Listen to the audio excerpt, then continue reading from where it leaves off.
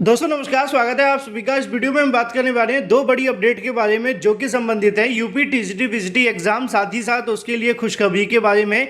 साथ ही हम बात करेंगे यूपी टीजीटी पीजीटी परीक्षा को लेकर छात्रों को बड़े फायदे के बारे में। 1,70,401 नई प्राथमिक सुपर टीईटी शिक्षक भर्ती विज्ञापन के साथ साथ उसके आवेदन भी शुरू हो गए हैं। साथ ही हम बात करेंगे मुख्य सेविका भर्ती के बारे में। एक एक करके सारी अपडेट हम कवर करें उससे पहले आप कर दें वीडियो को लाइक, साथ ही शेयर और चैनल को सब्सक्राइब करके बेल आइकन को दबा लें, जिससे कि आपको रियल ऑथेंटिक जानकारी सबसे पहले मिलती रहे। शुरुआत करते हैं सबसे पहली अपडेट के बारे में जो कि संबंधित है यूपी टीजीटी पीजीटी को लेकर। जैसा कि दोस्तों आप जानते हैं कि टीजीटी पीजीटी भर्ती की परीक्षा का इंतजार करने वाले अभ्यर्थियों के लिए अब ये समय निर्णायक हो चुका है, क्योंकि आप सभी को अपनी तैयारी अगर तेज करनी है तो और तेज करने की आवश्यकता है, क्योंकि इस बार सीटों की संख्या कम है और कंपटीशन बहुत ज़्यादा है। और टीजीटी पीजीटी का पैटर्न तो वैसे भी आप जानते हैं कि हार्ड देखने के लिए मिलता है, क्योंकि सभी को अपना सब्जेक्ट ही पढ़ना होता है। अगर बात की जाए टीजीटी पीजीटी के बारे में तो इसमें दो अपडेट कवर करेंगे। एक अपडेट है आपके एग्जाम को लेकर और दूसरी अपडेट है आप सभी की परीक्षा के लिए आपको होने वाले एक बड़े फायदे के बारे में।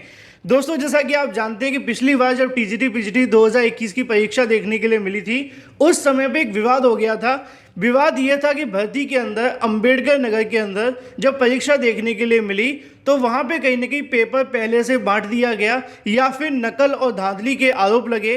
650-700 से ज़्यादा अभ्यर्थियों ने परीक्षा को छोड़ दिया और अंबेडकर नगर का विवाद आज तक खत्म नहीं हुआ। सरकार ने इस विवाद को कहीं ना कहीं नज़रअंदाज कर दिया, क्योंकि आप जानते हैं कि भर्तियों को लेकर सरकार स्वीकार नहीं करती है कि धांधली और भ्रष्टाचार होता है। लेकिन टीजीटी पीजीटी इस बार आपकी परीक्षा में थोड़ी देरी हुई है, लेकिन देरी होने से आपको एक बहुत बड़ा फ़ायदा भी देखने के लिए मिलेगा और वो फ़ायदा होगा टीजीटी पीजीटी परीक्षा हो या फिर इसके अलावा कोई भी भर्ती परीक्षा जो उत्तर प्रदेश के अंदर आयोजित होने वाली है, उसके अंदर नए नियम व कानून आपको देखने के लिए मिलेंगे और इनके लागू हो जाने से बड़ा फ़ायदा मिलने वाला है। अगर बात की जाए नकल कराने वालों पर सज़ा देखने के लिए मिलेगी, क्योंकि उत्तर प्रदेश के अंदर शिक्षक भर्ती हो या फिर कोई भी भर्ती परीक्षा, अगर उसमें नकल, सॉल्वर गैंग या नकल माफिया नकल करवाते हैं या कोई अभ्यर्थी भी नकल करता है तो उनके खिलाफ कानून बना दिया गया है और ये कानून 14 साल तक की सज़ा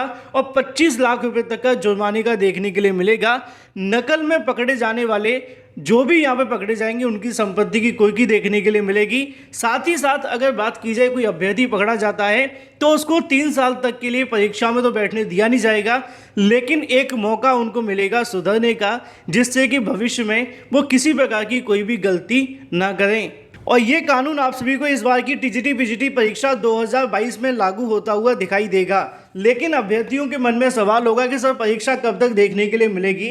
तो जैसा कि आप जानते हैं कि उत्तर प्रदेश शिक्षा सेवा चयन आयोग को लेकर लगातार शासन स्तर पर काम जारी है और कोर्ट के अंदर 24 जुलाई 2023 को सुनवाई होने वाली है। बहुत ज़्यादा उम्मीदें हैं सरकार से कि इस बार 24 जुलाई 2023 से पहले इस नए शिक्षा सेवा आयोग को अंतिम रूप देते हुए तैयार कर दिया जाएगा और अगर सब कुछ ठीक रहा तो जुलाई महीने के अंदर ही नया शिक्षा सेवा आयोग चयन बोर्ड के अंदर पूरे तरीके से पहुंच जाएगा और भर्तियों को लेकर काम भी शुरू कर देगा। जानकारी ये भी देखने के लिए मिली है कि जैसे ही नया शिक्षा सेवा आयोग का गठन होता है 1.5 या 2 महीने के अंदर टीजीटी पीजीटी परीक्षा भी उनके माध्यम से करवा ली जाएगी, क्योंकि कोर्ट के आदेश पर सबसे पहले वो परीक्षाएं देखने के लिए मिलेंगी जो लंबित हैं, जिनके विज्ञापन पहले निकाले गए थे और उनको पूरा करना है। और जिसमें सबसे पहले नंबर पर आती हैं टीजीटी पीजीटी की भर्ती और असिस्टेंट प्रोफेसर की भर्ती। दोनों का विज्ञापन 2022 में जारी हुआ था, लेकिन परीक्षा के लिए अभ्यर्थी लगातार इंतजार कर रहे थे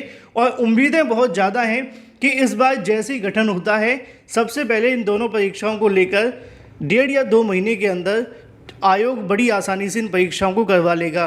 तो आप लोग अपनी तैयारी करते रहें। इस बार नकल माफियाओं के ऊपर भी नकेल कसी जाएगी। देखना ये होगा कि इसको किस तरीके से लागू किया जाता है और कितनी पारदर्शिता देखने के लिए मिलती है। चलिए बात कर लेते हैं अपनी अगली अपडेट के बारे में जो कि संबंधित है 1,70,401 नई प्राथमिक शिक्षक भर्ती सुपर टीईटी को लेकर, जिसके आवेदन शुरू हो चुके हैं, जिसके संबंध में डिटेल विज्ञापन भी यहां से जारी कर दिया गया था, जैसा कि आप सभी को देखने के लिए मिलेगा। बिहार लोक सेवा आयोग के माध्यम से इसको लेकर विज्ञापन जारी कर दिया गया था। इसके अंदर अलग अलग आपको पद देखने के लिए मिलते हैं, जैसे कि अगर बात की जाए 1,70,000 पदों के लिए, इसमें प्राथमिक से लेकर 12th क्लास तक के टीचर्स की वैकेंसी आपको देखने के लिए मिलेगी, जिसके बारे में पोस्ट वाइज वैकेंसी भी यहाँ पर लिखी हुई है। लेकिन इसके अंदर सबसे बड़ा सवाल ये था कि इसकी योग्यता क्या देखने के लिए मिलेगी। जब इसके संबंध में नियमावली जारी की गई थी तो उन्होंने इसके बारे में पूरे स्पष्ट शब्दों में जानकारी दे दी थी कि इसके अंदर बीएड प्लस डीएलएड, जिसको आपके यहाँ बीटीसी जानते हैं और अलग अलग राज्यों में बीएसटीसी, ईटीटी या फिर कुछ भी कहते हैं, उन सभी से संबंधित अभ्यर्थी इसके अंदर आवेदन कर सकते हैं। लेकिन यहाँ पे एक सबसे बड़ी समस्या देखने के लिए मिली, और वो थी यहाँ पे आप सभी के निवास को लेकर, क्योंकि इसके अंदर उन्होंने साफ शब्दों में लिख दिया था कि इस भर्ती के अंदर वही अभ्यर्थी आवेदन कर सकते हैं जो बिहार राज्य का निवासी हो, साथ ही साथ भारत का नागरिक हो, जिसको लेकर अन्य राज्यों के छात्रों के माध्यम से इसका विरोध किया गया।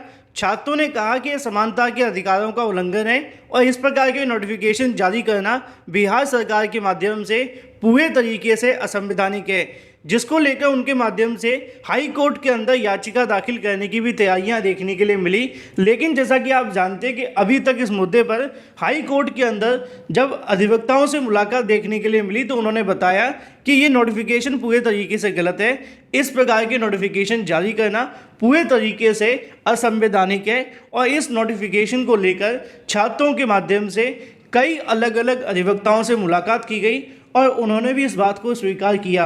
हालांकि अधिवक्ता हर बात को स्वीकार करते हैं, इस बात में कोई संशय नहीं है, लेकिन ये नोटिफिकेशन गलत है, ये सत्य है। अगर बात की जाए बिहार राज्य के निवासी के बारे में, तो अभी इसके अंदर जो आवेदन कर सकते हैं वो बीएड प्लस डीएलएड और प्लस टीईटी वाले, मतलब सीटेट पास अभ्यर्थी आवेदन कर सकते हैं। लेकिन अन्य राज्यों के अभ्यर्थियों को आवेदन करने के लिए, चाहे वो उत्तर प्रदेश के हो या किसी भी राज्य के, उनको अभी आवेदन करने के लिए इंतज़ार करना पड़ेगा। इंतज़ार इसलिए करना होगा क्योंकि अभी इस मामले को लेकर अभ्यर्थियों ने कोर्ट में याचिका दाखिल करने की तैयारी कर रही हैं, वकीलों से बात भी कर ली है, एडवोकेट को सारी फाइल तैयार कर ली है, लेकिन अभी तक याचिका दाखिल नहीं की गई है। और जब तक याचिका दाखिल नहीं हो जाती, सुनवाई नहीं हो जाती, कोर्ट का ऑर्डर नहीं आ जाता, तब तक बाहरी राज्य अभ्यर्थी इस भर्ती के अंदर पूरे तरीके से आवेदन करने के लिए एलिजिबल नहीं होंगे। लेकिन पटना हाईकोर्ट के अधिवक्ताओं की माने तो उनका कहना यह है कि बाहरी राज्य के सभी अभ्यर्थी इस भर्ती में आवेदन करने के लिए पूरे तरीके से एलिजिबल हैं और उन्होंने आश्वस्त भी किया है कि सभी छात्रों को मौका मिल सकता है। बाकी कोर्ट पर डिपेंड करता है वो याचिका को किस आधार पर सुनते हैं। देखना ये होगा कि जब सुनवाई देखने के लिए मिलेगी याचिका दाखिल होने के बाद, तब क्या अपडेट निकलेगी। जैसे ही कोई सबसे पहले अपडेट निकलेगी मैं आप सभी को दे दूंगा। बात कर लेते हैं मुख्य सेविका के बारे में। बहुत सारे अभ्यर्थी पूछ रहे थे कि सर मुख्य सेविका की परीक्षा कब तक देखने के लिए मिलेगी। मुझे जो जानकारी मिली है उसके मुताबिक मुख्य सेविका की परीक्षा जुलाई लास्ट में या अगस्त में करवाए जाने को लेकर अभी विचार किया जा रहा है। अभी कोई तारीखों को लेकर सहमति नहीं बनी है, लेकिन आयोग स्तर पर इस मुद्दे को लेकर विचार किया गया था पिछली बैठक के अंदर, और उन्होंने बताया था कि इस परीक्षा के संबंध में तारीखों को लेकर डिस्कशन देखने के लिए मिला है, लेकिन अभी सहमति नहीं बनी है। तो हम ये कह सकते हैं कि परीक्षा आपकी जुलाई में तो नहीं, लेकिन अगस्त में हो सकती है, अगर आने वाली बैठक के अंदर इस मुद्दे पर सहमति बन जाती है। तो मैं आपको वही अपडेट दूंगा जो ऑथेंटिक होगी। Thank you for watching this video.